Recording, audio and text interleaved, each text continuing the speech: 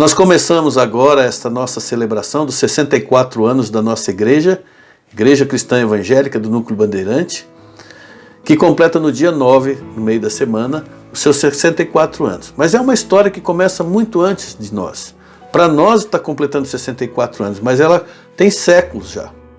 Há dezenas e dezenas de anos atrás, no século passado ainda, no final do século XIX, muitos irmãos vindo da América do Norte, irmãos que vieram da Europa, deixaram tudo para trás e sonharam em começar tudo de novo para a glória de Deus, expandir o Evangelho nessa região, aqui na América do Sul, especialmente no Brasil. E esses irmãos que vieram para cá começaram a evangelizar e, junto com os brasileiros, expandiram por todo o território nacional a palavra de Deus, fundando escolas evangélicas, fundando hospitais evangélicos, fundando orfanatos, fundando faculdades evangélicas, fundando editoras para publicar material evangélico, fundando institutos evangélicos, institutos bíblicos de formação teológica e, posteriormente, seminários também, e muitas igrejas, muitas igrejas. E a Igreja Cristã Evangélica do Brasil, a denominação da qual nós fazemos parte, surge então como fruto desse trabalho, fundando a primeira igreja lá em São Paulo, onde nasce também, na Igreja Paulistana, o primeiro Instituto Bíblico do Brasil, o primeiro Instituto de Centro de Formação Teológica, para formar uma nova geração de pastores brasileiros nacionais, não precisar de vir os estrangeiros para cá, e expandir a palavra de Deus. E foi por iniciativa destes irmãos também que foi fundado o primeiro Instituto Bíblico de Formação Teológica no centro-oeste do Brasil, o Instituto Bíblico Goiano, que veio se tornar posteriormente o nosso seminário, o CTCEB, Seminário Teológico Cristão Evangélica do Brasil. Isso tem a ver com a nossa história, porque foi uma iniciativa do seminário implantar igrejas aqui no centro do Brasil, especialmente no nascimento da nova capital. E em fevereiro de 1957, quando começou a construção da nova capital do Brasil, o seminário toma a iniciativa de mandar para cá de caminhão vários seminaristas para que eles evangelizassem esses trabalhadores que estavam chegando e também para que pudessem reunir e dar o suporte espiritual para aqueles irmãos que já vieram convertidos para cá para fazer a nova vida. 4 meses depois estava então construindo o nosso primeiro templo, que foi também o primeiro templo estabelecido aqui no Distrito Federal. Para isso eu convidei um seminarista daquela época, que trabalhou para a construção desse templo, para que ele dê o seu testemunho no início do nosso culto.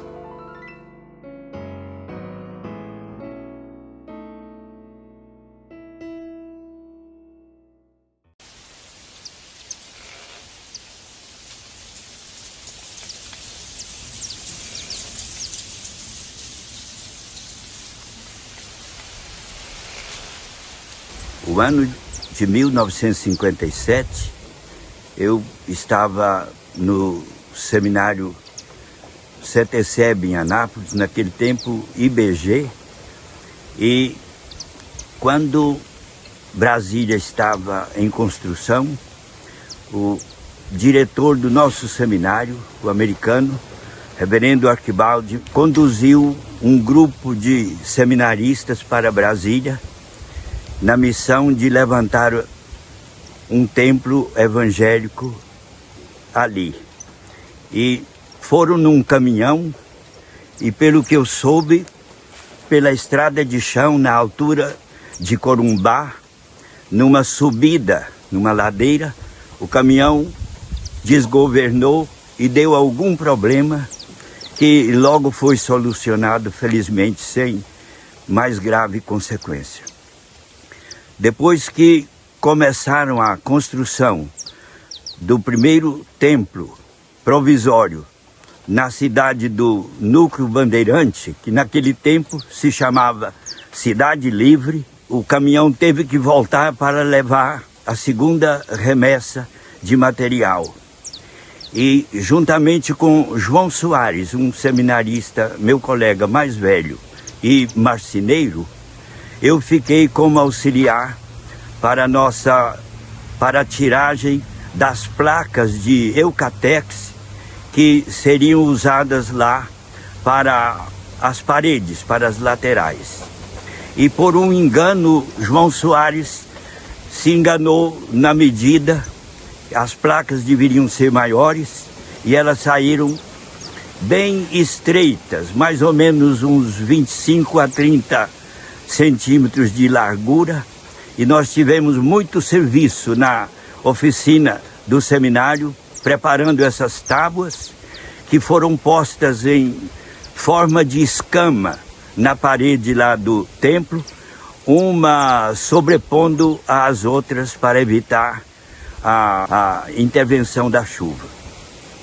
Aí eu tive muito desejo de ir naquela caravana, mas tive que ficar na retaguarda para ajudar nessa parte. E é interessante que o reverendo Arquibaldi era brincalhão e ele disse, planejaram lá uma primeira previsão para a construção do templo, mas não conseguiram. Então, ele havia feito a brincadeira de ficar barbudo e só fazer a barba quando terminasse e pudesse regressar a Anápolis. Como na primeira previsão não ficou pronto, ele fez a barba só de um lado do rosto e o bigode também, para brincadeira lá entre os alunos, e só vindo a completar o seu embelezamento na volta para o seminário, quando terminou tudo. Foi muito interessante aquele trabalho ali, e assim foi levantado o primeiro templo evangélico na capital federal, com a realização do primeiro culto dentro de um estabelecimento fechado. Nós fomos, graças a Deus, pioneiros, a Igreja Cristã Evangélica, nesta área. Tenho grata lembrança e felicidade em ter participado desse projeto.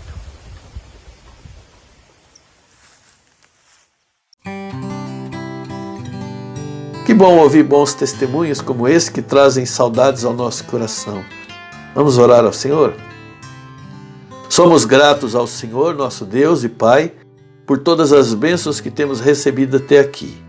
Agradecemos também pelos irmãos do passado, por aqueles que deixaram suas casas em outros países e vieram para cá com esta visão de implantar o Evangelho do qual nós somos frutos. Te agradecemos pelos irmãos do passado brasileiros que se converteram e deram a sua vida, dedicaram a sua vida para formar novos pastores, para formar novas igrejas, para entrar, embrenhar no coração do Brasil e levar a palavra de Deus para todas as partes.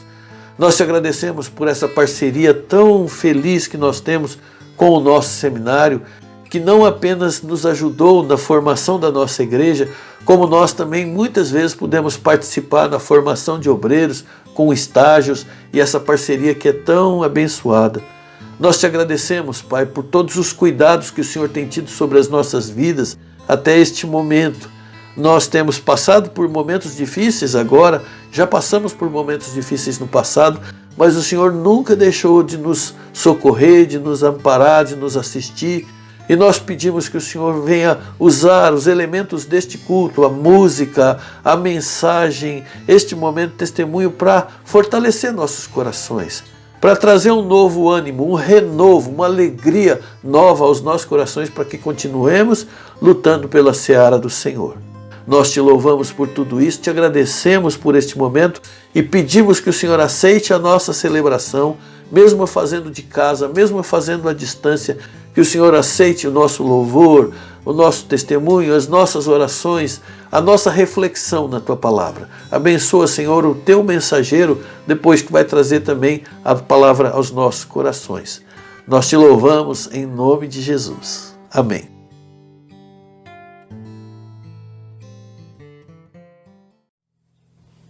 Olá, irmãos.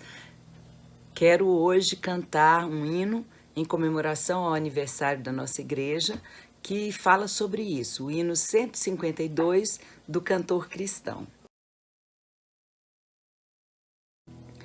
Ouvi Deus, pastor divino, nós que neste bom lugar, teu rebanho congregado,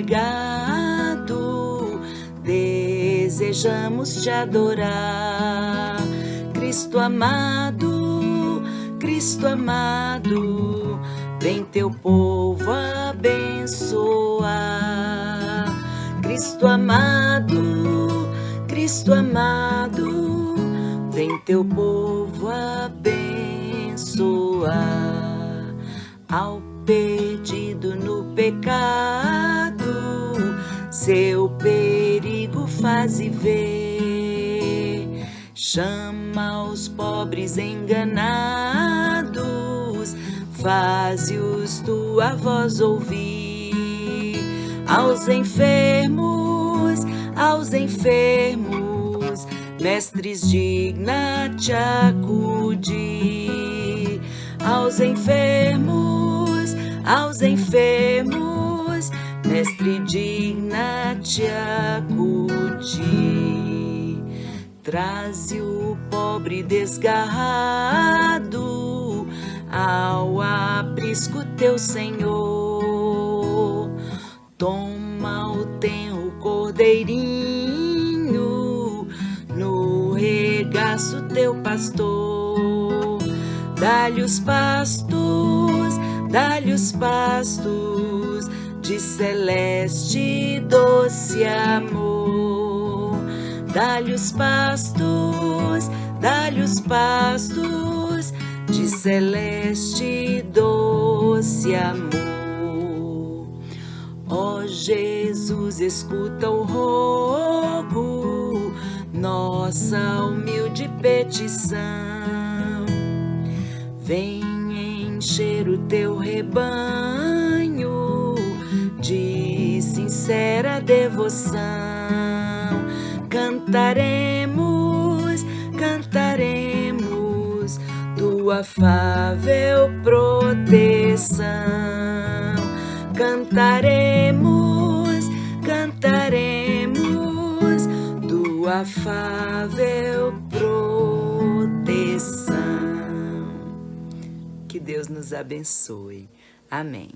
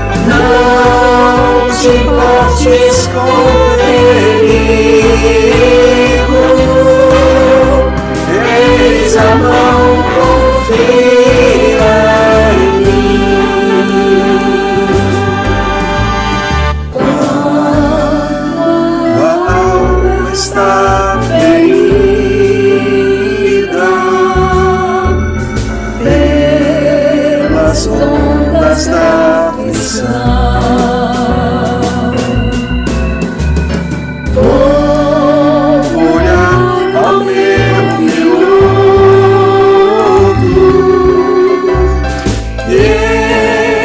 este canto escuto então.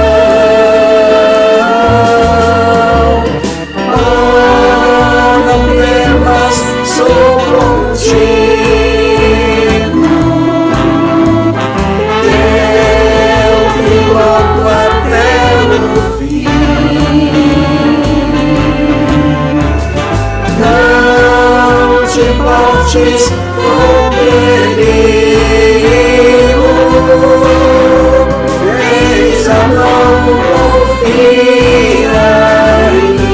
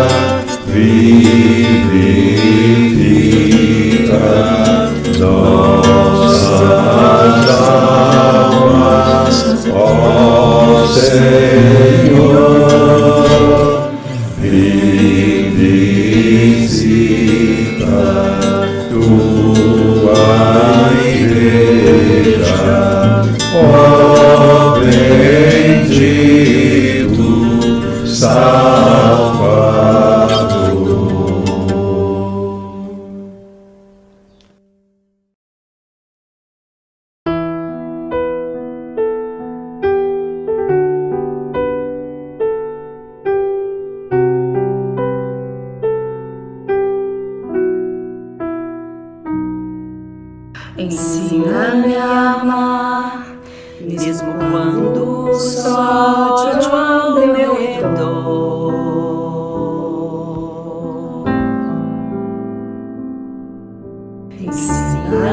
quer dar, mesmo quando não há nada a receber.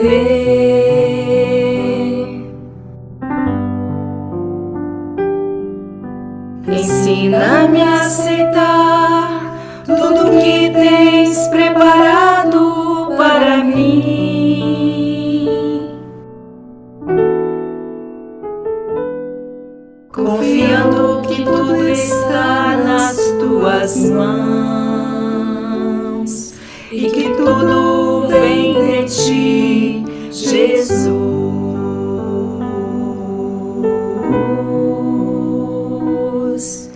Ensina-me a adorar, mesmo quando há pranto em meu coração.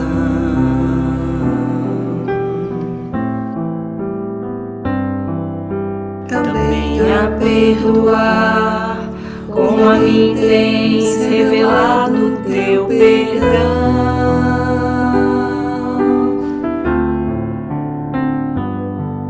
E que eu possa ter mais sede de te conhecer melhor, cada dia mais vontade de estar ao teu redor, escutando teu falar, sentindo teu amor, vivendo junto a ti, Senhor.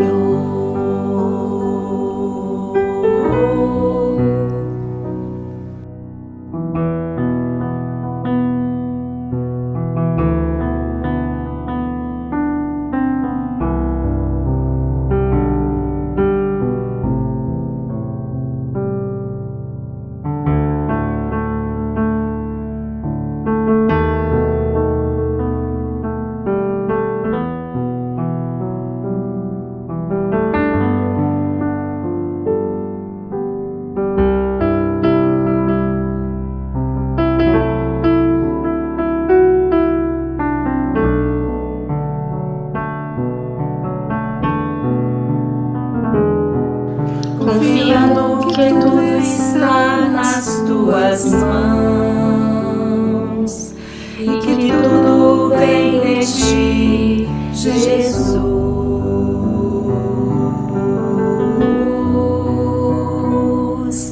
Ensina-me a adorar, mesmo quando há pranto em meu coração.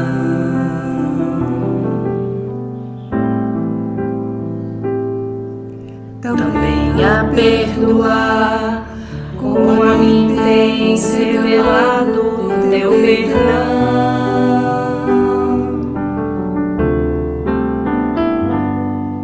E que eu possa ter mais sede de te conhecer melhor, cada dia mais vontade de estar ao teu redor, escutando teu falar, sentindo teu amor, vivendo junto a ti, Senhor.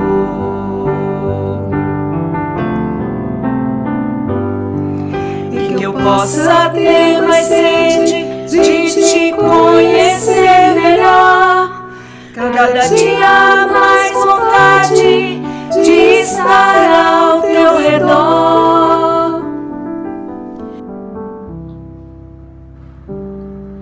escutando teu falar, sentindo teu amor, vivendo junto a ti, Senhor,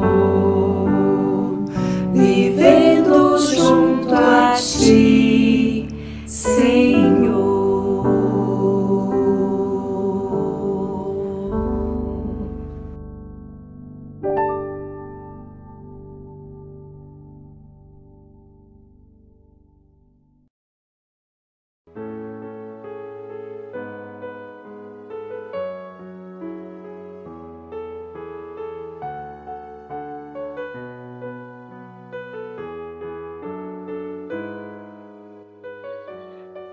Olá, meus irmãos e irmãs da Igreja Cristã Evangélica do Núcleo Bandeirante. Sou o pastor Tiago, reitor aqui do seminário, e com muita alegria e honra quero compartilhar com vocês a palavra de Deus neste culto de aniversário de 64 anos da igreja.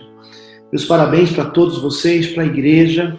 Eu costumo dizer que a instituição mais importante de uma cidade, o prédio mais importante de uma cidade, são os prédios das igrejas. São as igrejas de Cristo que iluminam aquela cidade com o Evangelho. Então, a presença dos irmãos aí, num dos setores mais antigos de Brasília, é muito importante, porque essa igreja tem um papel, uma missão que nenhuma outra instituição humana pode fazer, que é ser mensageira da esperança de Cristo, proclamadora do Evangelho. Então, meus parabéns por esses 64 anos de vida.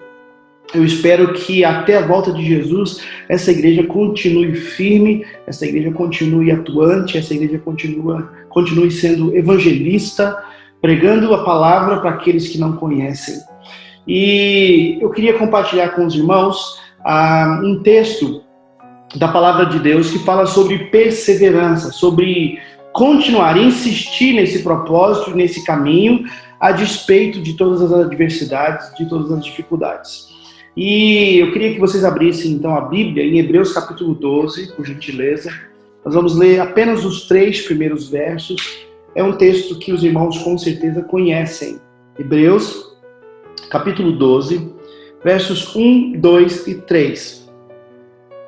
Diz assim: portanto, também nós, visto que temos a rodear-nos tão grande nuvem de testemunhas, desembaraçando do peso e do pecado que tenazmente nos assedia, corramos com perseverança a carreira que nos está proposta, olhando firmemente para o autor e consumador da fé, Jesus, o qual, em troca da alegria que lhe estava proposta, suportou a cruz, não fazendo caso da ignomínia, e está sentado à destra do trono de Deus.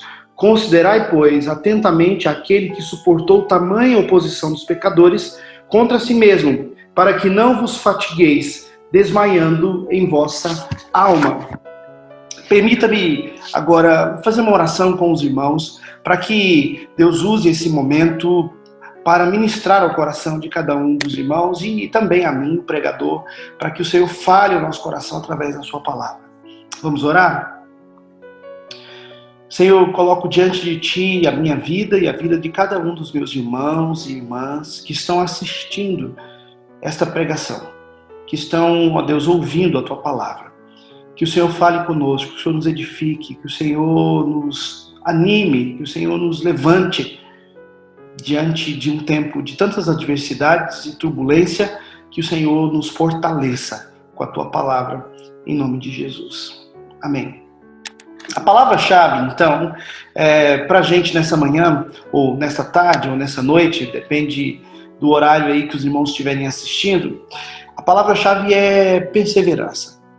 E outros textos da palavra que eu queria destacar nessa introdução falam sobre isso. Por exemplo, Atos capítulo 2.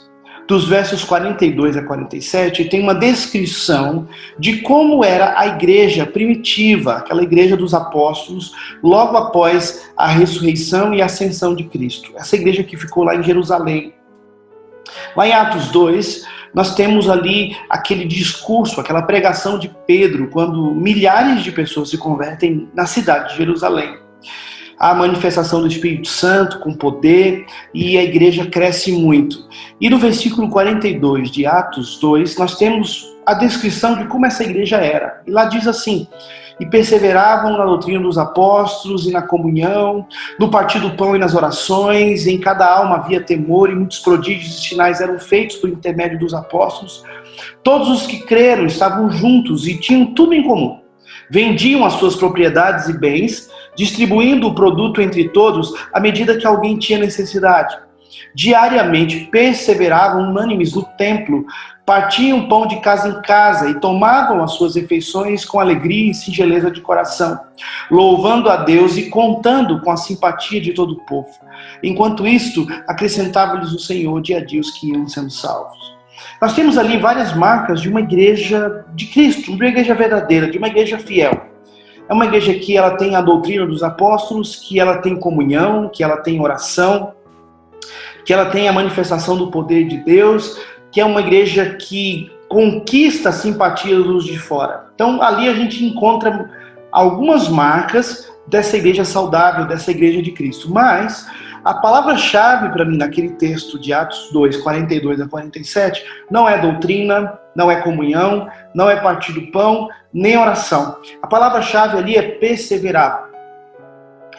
Perseverança é o fio que une todas essas características da igreja. Por quê? Porque uma igreja pode começar com boa doutrina e depois ela não continuar se ela não tiver perseverança. Ela pode começar o seu trabalho com oração e depois não continuar porque não houve perseverança. Ela pode desenvolver certa comunhão por um tempo, mas depois se dispersar porque não houve perseverança. Então a perseverança, ela leva essa igreja a ter uma pregação centrada na palavra, na doutrina dos apóstolos, a ter uma comunhão estabelecida entre os irmãos e a ter evangelização e missão, mas precisa haver perseverança. Quantas coisas a gente começa e não termina? Nós estamos num mundo, numa geração que está acostumada a começar coisas e não terminar.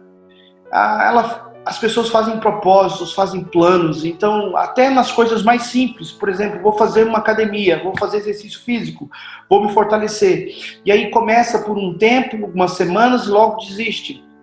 Então nós estamos vivendo um tempo, como diria um sociólogo polonês chamado Zygmunt Bauman, um tempo de sociedade líquida, onde falta para o nosso povo, para os homens, de forma geral, a continuidade, perseverança, insistência, firmeza, disciplina, para ir até o fim no propósito dos caminhos, dos planos que está estabelecendo.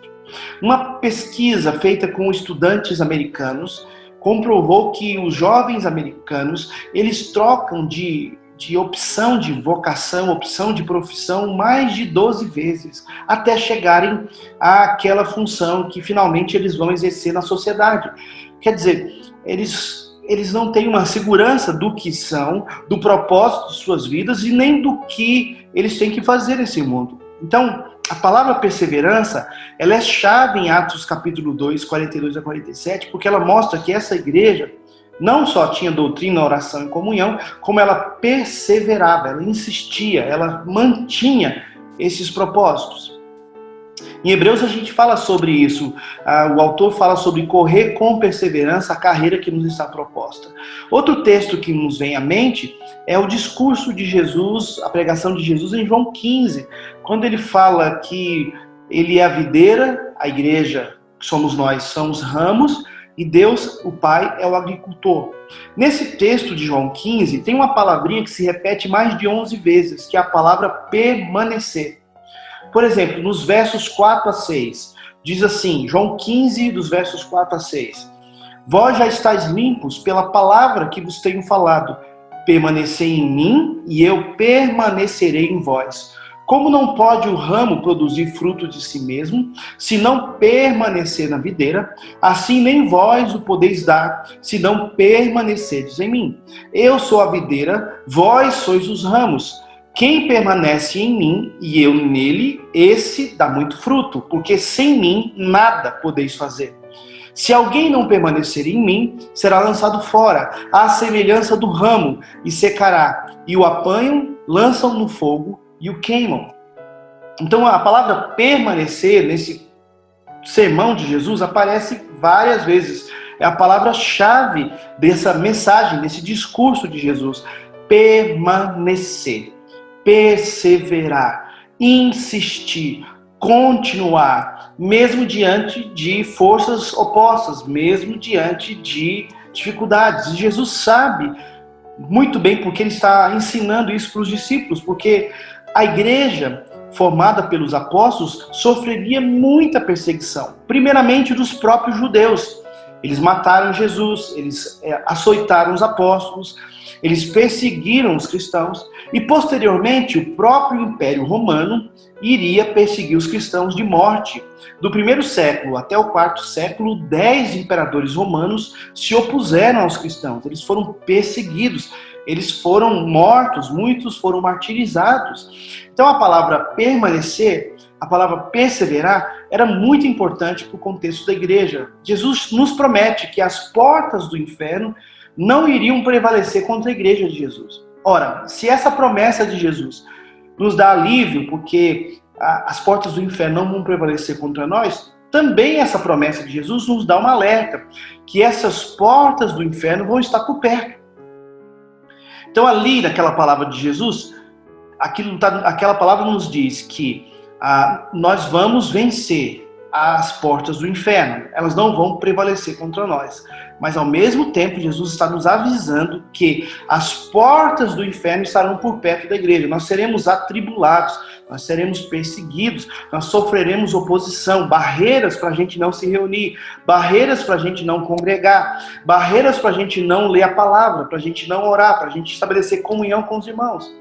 Nesse tempo de pandemia, os irmãos sabem muito bem disso, quantas barreiras nós temos enfrentado para que a igreja permaneça de pé. Mas ela sempre permaneceu. A igreja sempre teve que lutar contra dificuldades para estar funcionando, para estar atuando nesse mundo. Outro texto que também fala de permanecer é a palavra de Paulo para o jovem pastor de Éfeso chamado Timóteo. Em 2 Timóteo, capítulo 3, dos versos 14 a 17, diz assim: quanto a você, Timóteo, porém, permaneça nas coisas que você aprendeu e das quais você tem convicção, pois você sabe de quem você aprendeu. Porque desde criança conhece as sagradas letras, que são capazes de levá-lo sábio para a salvação, mediante a fé em Cristo Jesus. Toda a Escritura é inspirada por Deus e é útil para o ensino, para a repreensão, para a correção, para a instrução na justiça, para que o homem de Deus seja apto e plenamente preparado para toda boa obra. Então ali o apóstolo Paulo também enfatiza para Timóteo: permaneça. Paulo vai dizer: olha, nos últimos dias os homens serão caluniadores, mais amigos dos prazeres do que amigos de Deus. E Paulo faz um contraste desses homens, dessa sociedade depravada, com Timóteo. Paulo diz: tu, porém, não. Você não. Eles até podem ser assim como são, dispersos, rebeldes, sem fé, sem amor, sem comunhão, sem santidade. Mas tu, porém, permanece naquilo que você aprendeu da palavra. Então, ali também nós temos uma chamada do apóstolo Paulo para a gente permanecer. Irmãos, essa é uma palavra-chave para a igreja, não só cristã evangélica do Núcleo Bandeirante, mas para a igreja de Cristo no mundo. Ela precisa perseverar em meio a tantas dificuldades. Nós precisamos continuar em meio a tantas adversidades. Nós precisamos insistir, ir até o fim. A palavra perseverança significa isso, ir até o fim. Voltando para Hebreus, capítulo 12, aqui diz Paulo, aliás, não sabemos se é Paulo, né, mas diz o autor aos Hebreus: corra com perseverança a carreira que está proposta, que nos está proposta. Corra com perseverança. O que o autor aos Hebreus está querendo dizer com isso? Correr com perseverança. Sem perseverança, a gente vai viver de passado, só nos lembrando dos bons tempos. Existem cristãos, igrejas, irmãos que vivem somente se lembrando das coisas que aconteceram no passado, das bênçãos que experimentaram no passado, do tempo em que evangelizavam, do tempo em que tinham mais comunhão com Deus, do tempo em que estavam bem espiritualmente. Não, sem perseverança, a gente vai viver só de passado, com nostalgia, com lamentação. Sem perseverança, a gente vai viver uma vida amarga, sempre olhando para o presente como muito difícil. Mas nós precisamos nos lembrar do que a Bíblia nos chama. Aqui, o autor diz: corram com perseverança a carreira que lhes está proposta. Então vem a primeira pergunta para essa nossa reflexão. Tudo bem, nós precisamos perseverar, nós precisamos insistir. No quê? Porque se a gente persevera na coisa errada, ao invés de ser uma coisa boa, se torna ruim. Perseverança em coisas ruins chama-se teimosia, chama-se burrice, teimosia, cabeça dura. Não, nós precisamos perseverar nas coisas que de fato valem a pena a gente insistir. Então o autor aos Hebreus, ele diz: corram com perseverança a carreira que nos está proposta. Que carreira é esta? E aí, vale a pena a gente olhar para a sequência do texto, porque Hebreus 12 vem depois da galeria da fé de Hebreus 11, e aí a gente entende, então, que carreira é esta. Hebreus capítulo 12, versículo 1, começa com a expressão portanto. Então isso nos faz entender que há algo importante que foi dito anteriormente, que, portanto, por causa daquilo que foi dito anteriormente, portanto, eu preciso correr com perseverança essa carreira. Que carreira é essa? Olhando para Hebreus capítulo 11, a gente vê que a carreira que nos está proposta é a carreira do crente, de viver crendo em Deus, confiando nele, a carreira da fé. O justo viverá pela fé, diz o apóstolo Paulo em Romanos capítulo 1. Veja aqui em Hebreus 11, o autor diz assim, olha, a fé é a certeza de coisas que se esperam, a convicção de fatos que não se veem, pois pela fé os antigos obtiveram bom testemunho. Pela fé entendemos que foi o universo formado. Então, qual é a carreira proposta que a gente precisa perseverar? O caminho de fé, de confiança, de comunhão com Deus. Essa é a carreira que ele está nos propondo.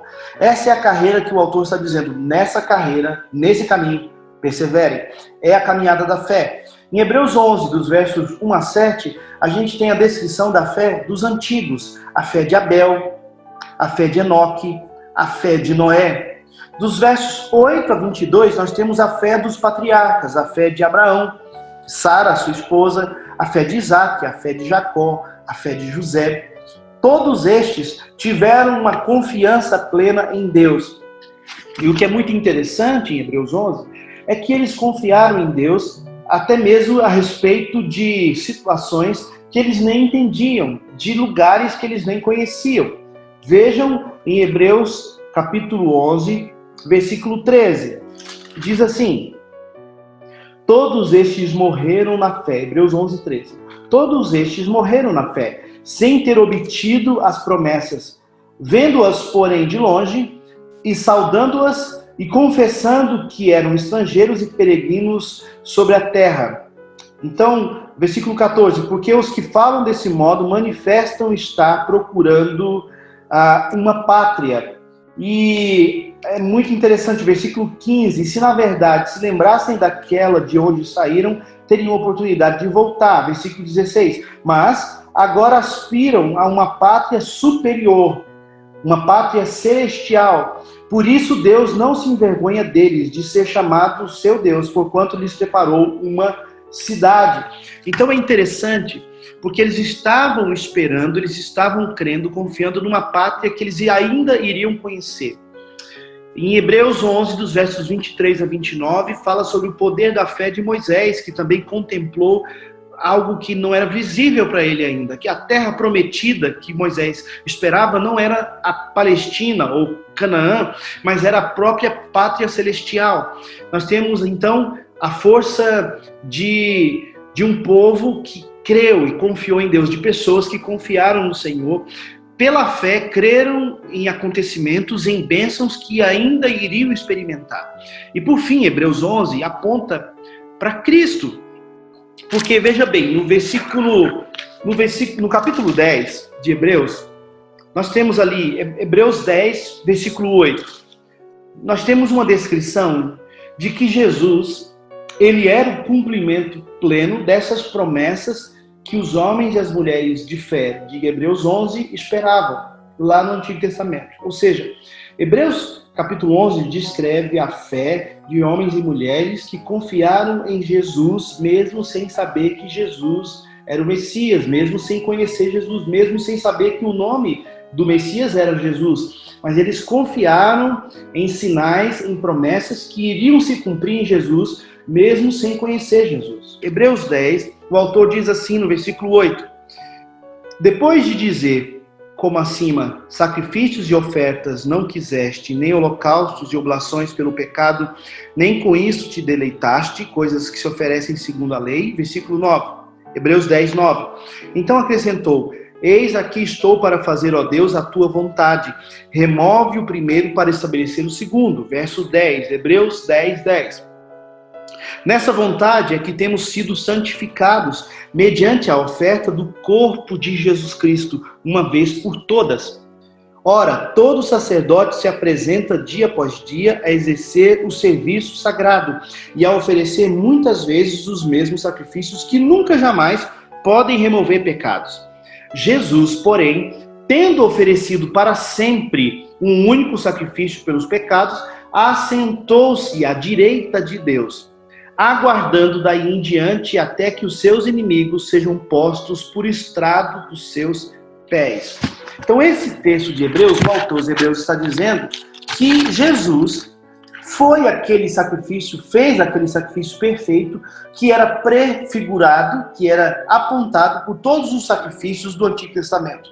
O autor de Hebreus diz que todos os sacrifícios do Antigo Testamento, eles eram ineficientes, eles não eram suficientes para remover pecados. No entanto, todas aquelas cerimônias do Antigo Testamento, todas aquelas promessas do Antigo Testamento seriam cumpridas plenamente em Cristo, aquele sumo sacerdote perfeito que de uma vez por todas fez um sacrifício por nós, morreu no nosso lugar e nele então nós somos salvos. Então, a carreira que nos está proposta para a gente perseverar nela é a carreira de confiarmos, de crermos em Jesus, o cumprimento dessas promessas. Ou seja, todos aqueles que são apontados em Hebreus 11 como galeria da fé, como testemunhas, eles são testemunhas do quê? Das promessas da graça de Deus feitas no Antigo Testamento. E eles são testemunhas que essas promessas foram feitas e eles confiaram nelas. E agora, em Cristo Jesus, nós sabemos que essas promessas se cumpriram. Então, é por isso que a galeria da fé de Hebreus 11 não é uma nuvem de exemplos, mas uma nuvem de testemunhas. Jesus não chama de exemplos para serem imitados, mas os chama de testemunhas da graça dele. Jesus é o centro do testemunho de fé de Hebreus 11. Mesmo sem eles saberem, Jesus era o centro da fé deles, porque os sacrifícios apontavam para o sacrifício de Jesus. Então, essa é a carreira, meus irmãos, que o autor dos Hebreus nos chama a perseverarmos. Você e eu somos igreja de Jesus Cristo. Somos servos dele, somos discípulos dele. Nós somos chamados para corrermos com perseverança a carreira que nos está proposta. Qual é a carreira que foi proposta para nós? Viver pela fé, pela fidelidade, pela confiança em Cristo Jesus, o nosso Salvador. E aí, eu tenho 3 princípios, 3 aplicações desse texto de Hebreus capítulo 12, versos 1, 2 e 3 para nós. O primeiro princípio é que o autor dos Hebreus nos chama, então, para olharmos para o passado, para vermos as testemunhas do passado, que testemunham que viveram pela fé, e com isso a gente se inspirar. Então, o primeiro ponto, a primeira aplicação aqui é: olhe para as testemunhas do passado para ter inspiração. Ou seja, nós temos exemplos de que é possível a gente perseverar, que é possível a gente conseguir ir até o fim. A gente tem uma nuvem de testemunhas de homens e mulheres que eram tão limitados como nós, mas que conseguiram ir até o fim porque creram em Deus. Então, o primeiro princípio é: persevere em Cristo, persevere na comunhão e na fé em Cristo Jesus, porque você pode olhar para o passado, que pessoas do passado que eram tão fracas como você e eu, conseguiram perseverar até o fim, porque elas creram em Deus. Então, olhe para trás e se inspire nas testemunhas que nós temos, nessa nuvem de testemunhas.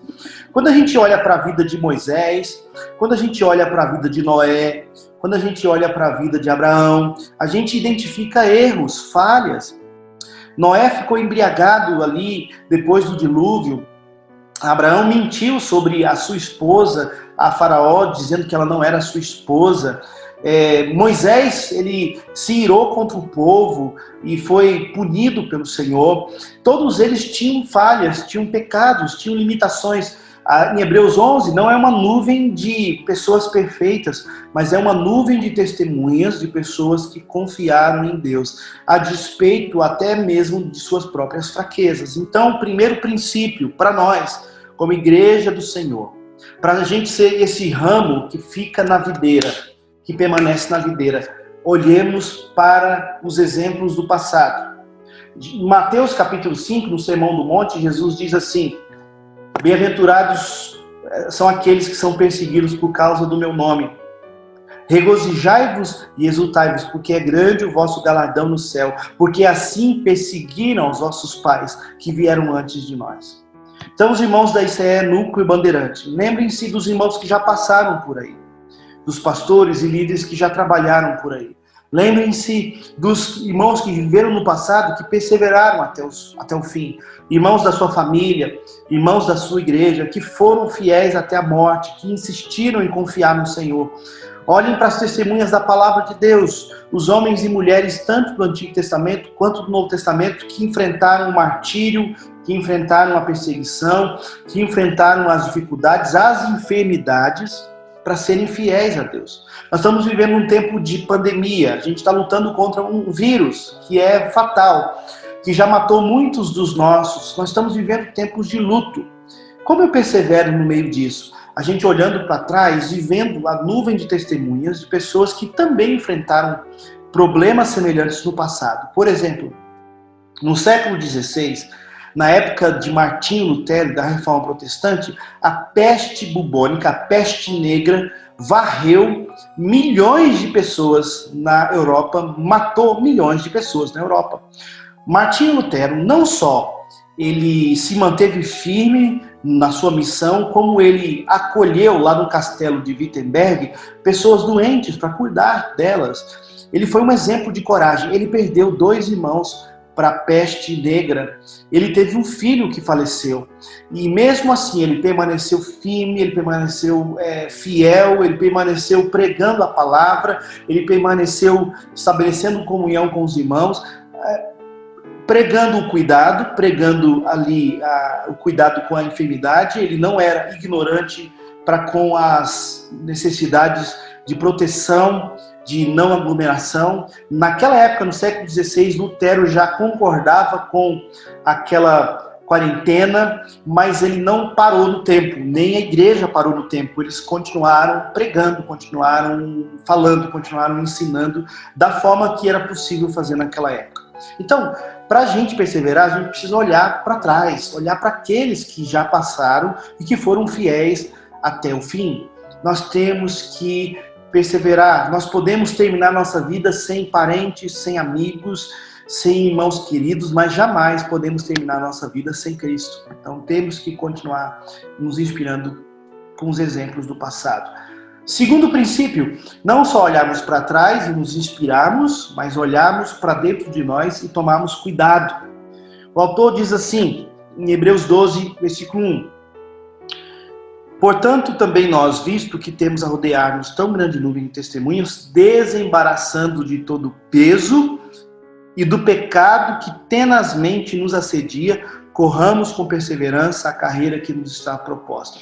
O que o autor está dizendo? Para a gente correr com perseverança, a gente precisa se desembaraçar de pesos e de pecados que nos atrapalham. E aqui é algo muito interessante. Quando o autor dos Hebreus usa essa figura de correr a carreira, de completar a corrida, ele está usando uma analogia para os Jogos Olímpicos, para as provas de corrida que já existiam e eram muito comuns naquela época. Naquela época, havia uma corrida. Os corredores iam correr para chegar até o fim da maratona ou da corrida de velocidade. Só que os corredores, eles não corriam com capa, com chapéu, com algum sapato, com calça, com blusa, carregando algumas coisas. Não, os corredores, os atletas, quando iam correr, eles ficavam só com algo muito simples, como um short, assim, bem curtinho, só mesmo para não ficarem completamente nus. Mas eles se desvencilhavam de todos os pesos para eles poderem adquirir mais velocidade e para que esses pesos não atrapalhassem eles na corrida. O que o autor dos Hebreus está dizendo? Isso é muito bonito. Ele está dizendo o seguinte, há uma corrida, a corrida da fé. Stuart Olyott, que é um autor que eu gosto muito, ele diz o seguinte sobre esse aspecto. Estamos nos Jogos Olímpicos, em um gigantesco estádio cheio de gente. As corridas estão acontecendo. assistimos os atletas darem voltas na pista repetidas vezes. Nos dias de hoje, nós veríamos todos tirando seus agasalhos e ficando com o que estava embaixo. Os mínimos uniformes de corrida. Mas nós não estamos falando de hoje, estamos falando do primeiro século. Se o atleta corresse de cinto, o peso impediria o seu progresso. Ele tira o cinto. Se o atleta corresse de capa, logo ela o envolveria e faria ele tropeçar.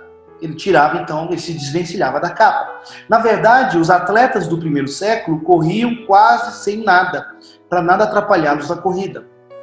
Corrida após corrida vai se desenrolando. Cada uma dessas corridas é longa e difícil. Vemos um atleta ofegante, respirando forte, prestes a desistir, mas ele continua. Porque nesses jogos, que são jogos cristãos, digamos assim, agora pensando na nossa corrida da fé, não existe prêmio só para quem chega em primeiro lugar. Todos os que completam a corrida são abençoados, são premiados. Vez após vez, os atletas são tentados a sair da corrida por cansaço ou fraqueza. Mas eles desistem? Não, eles não desistem. Eles continuam em frente, adiante, sempre em frente. Finalmente, cada um dos atletas atravessa aquela fita e chega e recebe a sua recompensa. Os que já terminaram a corrida se sentam na arquibancada e ficam olhando para aqueles que ainda estão correndo. Ficam olhando, cada um deles sabe que está sendo observado por aqueles que estão sentados. Os que estão correndo sabem que aqueles que já terminaram a corrida estão observando eles. E cercados por essa nuvem de pessoas que já terminaram a corrida, eles ficam impelidos e motivados a continuarem correndo. É melhor eu completar a corrida, eu não posso desistir, eu preciso receber também a minha recompensa, o meu prêmio. Então, essa corrida pelo prêmio, ela é uma analogia que o autor dos Hebreus ele usa para ilustrar a nossa corrida da fé. E agora é a nossa vez de correr. Pessoas já correram no passado, completaram a corrida, receberam um prêmio, mas nós ainda estamos correndo. As pessoas que já correram estão olhando para nós. Não a comunicação de lá para cá, mas existe uma nuvem de testemunhas nos mostrando que eles terminaram a corrida. A gente tem que desistir? Jamais. O que a gente precisa fazer também, então? A gente precisa se desvencilhar, se desembaraçar de todo peso e de todo pecado que tenazmente nos assedia. Esse assédio significa que a gente é o tempo todo assediado, tentado a desistir da corrida da fé, a deixar de crer no Senhor Jesus, a deixar de ter comunhão com os nossos irmãos, a deixarmos de ler a Bíblia, a deixarmos de orar. Nós estamos o tempo todo sendo assediados por pesos e por pecados. O que seria a diferença entre peso e pecado? Peso é aquilo que faz parte do sistema desse mundo, que é pecaminoso, mas necessariamente pode não ser pecado. Então, peso é qualquer coisa que te atrapalhe a caminhar na fé. Coisas que não são pecado podem se tornar pesos. Por exemplo, a internet não é pecado em si, essa tecnologia da comunicação, mas o excesso de uso de smartphone, de ficar ligado o tempo inteiro, pode se tornar um peso, pode se tornar um pecado que te atrapalha a ter o seu momento de comunhão com Deus, a ter o seu momento de oração, a ter o seu momento de vida devocional. A televisão em si não é pecado, mas ela pode se tornar um peso, porque ela está te atrapalhando a separar o domingo de manhã, domingo à noite, para estar na igreja, ou para comunhão com os irmãos. Ou nesse tempo de pandemia, se o culto está sendo transmitido pela internet, eu me concentrar nesse culto e eu ter o meu tempo com Deus. Então, o peso faz parte do aspecto da gente viver num mundo quebrado, num mundo cheio de pecado. Pecado tem a ver com o nosso coração está quebrado. Peso, porque o mundo está quebrado. Pecado, porque o nosso próprio coração está cheio de pecado. Tem uma palavra, uma expressão teológica que se chama efeitos noéticos do pecado.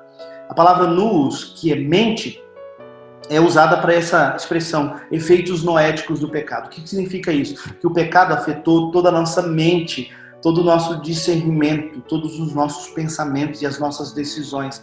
Então, isso nos atrapalha a completarmos a carreira da fé. O que me atrapalha, pastor?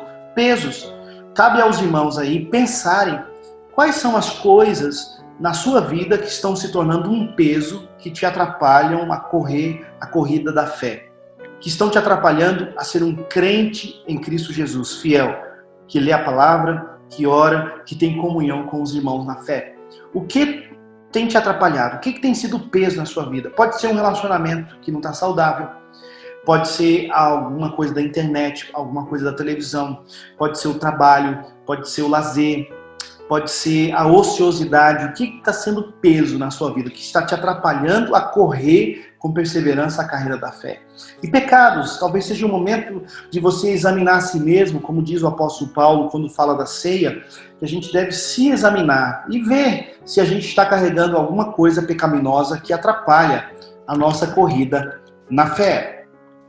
Por fim, meus irmãos, o autor dos Hebreus ele diz: olhem para o passado e se inspirem naqueles que viveram pela fé, olhem para si mesmo e se policiem, tenham cuidado, se desembaraçem de peso e de pecados que lhes atrapalham a correr a corrida da fé. E por fim, e não menos importante, mas o mais importante, ele vai dizer para a gente olhar para Cristo. Versículo 2, olhando firmemente para o autor e consumador da fé, Jesus. E aqui é muito importante, porque Jesus, ele diz aqui, ele é o autor e o consumador da nossa fé. E aí aqui vem a doutrina da perseverança dos salvos, a perseverança dos santos. Significa que Deus não retira o seu Espírito Santo daqueles aos quais ele alcançou pela graça. Deus não desiste dos seus filhos. Deus vai garantir a fé deles. Jesus é o autor e o consumador da fé. Jesus, ele é o autor e o consumador da fé. Ele garante a sua fé. Isso é muito consolador, porque nos dois primeiros pontos há um trabalho muito grande nosso. Eu tenho que olhar para trás e permanecer firme.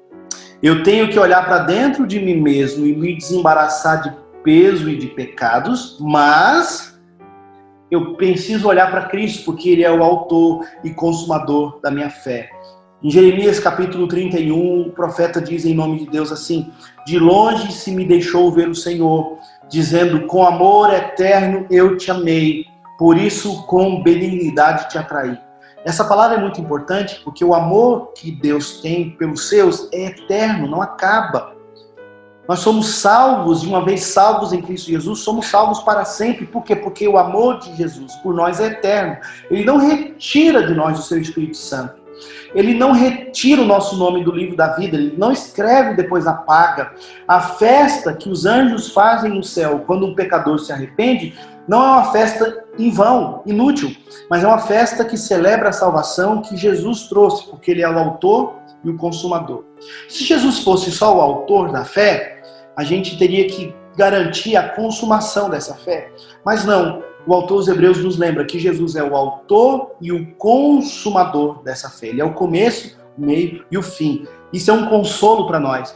Aqui diz, olhem para Jesus, que ele não fez caso da vergonha de morrer na cruz, mas ele suportou a cruz no nosso lugar e ele está sentado à direita do trono de Deus. Olha que declaração confortante para nós. Segura, aquele que é responsável pelo sustento da nossa fé, aquele que é responsável por manter a nossa fé viva até o fim, aquele que é responsável de nos manter perseverantes na corrida da fé, está sentado no trono à direita de Deus.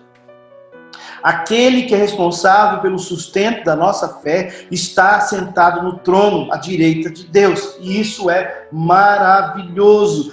Esse Jesus é poderoso para garantir a obra. Ele não falha nessa obra. Então, eu tenho que olhar para trás, para me inspirar nas testemunhas. Eu tenho que olhar para dentro, para tomar cuidado com os meus pecados e me desvencilhar de pesos. E eu tenho que olhar para Cristo para ter segurança e certeza de que eu vou chegar até o fim da corrida. É isso que Deus está dizendo. É isso que o autor dos Hebreus está dizendo para nós. Nós vamos perseverar na fé em Cristo, porque Ele é o autor e o consumador da fé. Aonde abundou o pecado, superabundou a graça. Ou seja, a capacidade que nós temos de estragar a nossa vida jamais vai ser maior do que a capacidade de Deus de cumprir nas nossas vidas os seus eternos propósitos. Vou repetir isso aqui. que é importante, é muito importante nesse texto. A nossa capacidade de estragar a nossa vida é menor do que a capacidade de Deus de consertar, de alinhar, de nos conduzir a vivermos e cumprirmos os propósitos de Deus. Então, o que eu posso dizer para os irmãos?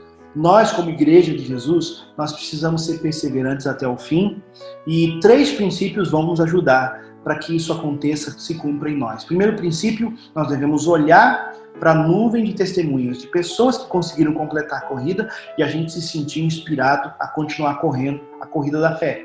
Segundo, nós temos que olhar para dentro de nós mesmos e nos desembaraçarmos de todo o peso e de pecado que nos assedia.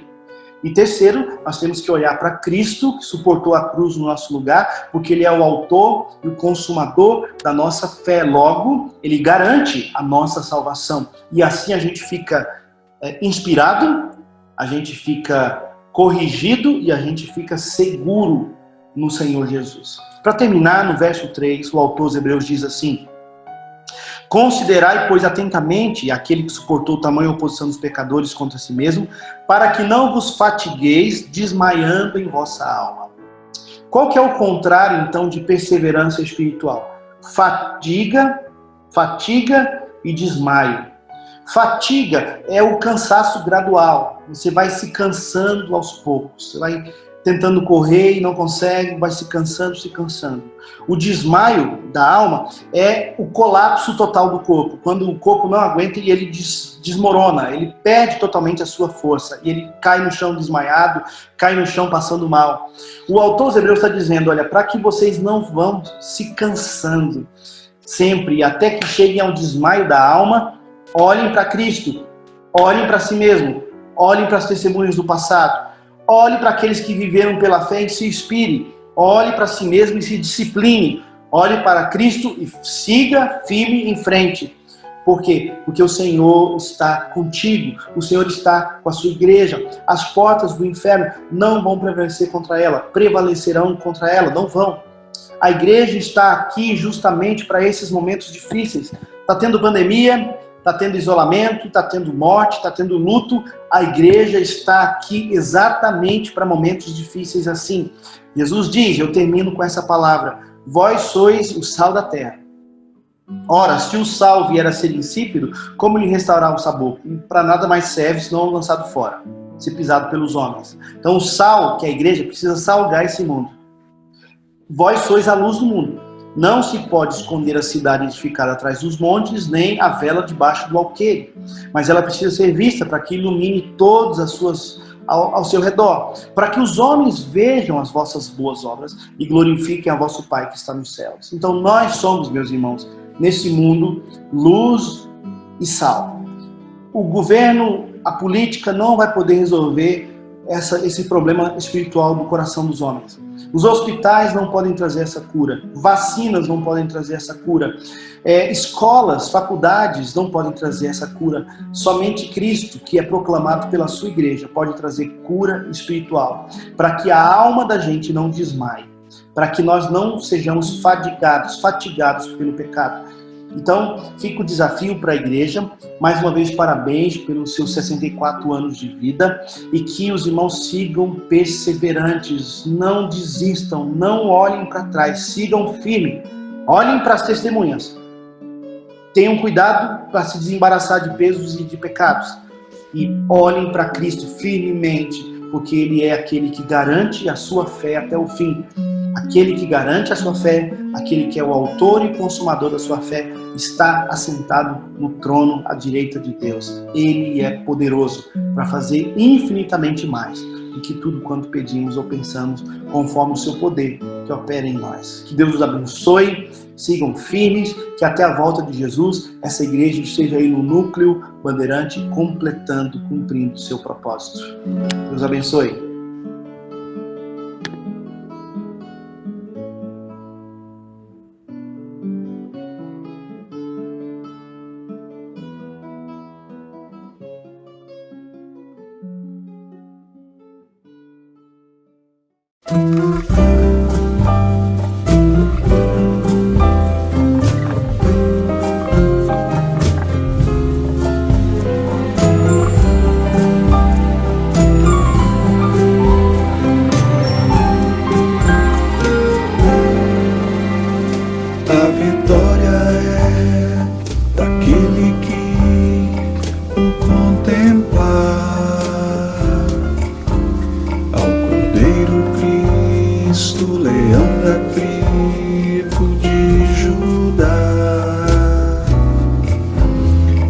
foi morto e com seu sangue pôde então comprar homens que com ele sobre a terra vão reinar. A vitória é daquele que o adorar, pois com ele no seu trono se assentará. Se a Jesus seguir, for por onde ele andar, no seu monte santo, novo canto entoará. A vitória do Senhor é certa, aleluia. Com o sopro de sua boca sim destruirá o inimigo, o anticristo que não resistirá. Jesus Cristo Rei dominará.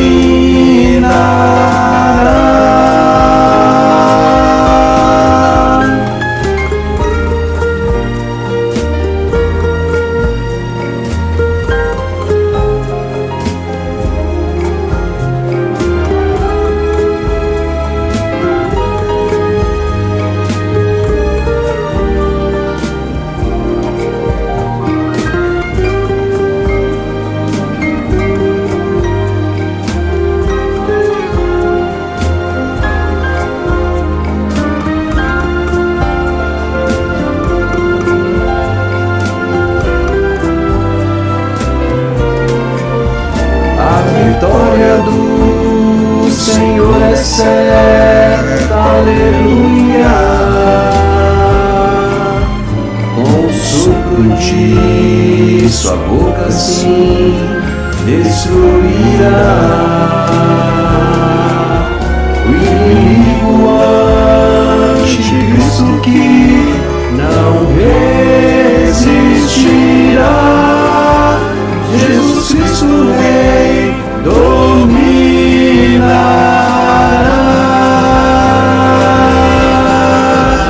O inimigo, o anticristo que não resistirá. Jesus Cristo Rei dominará.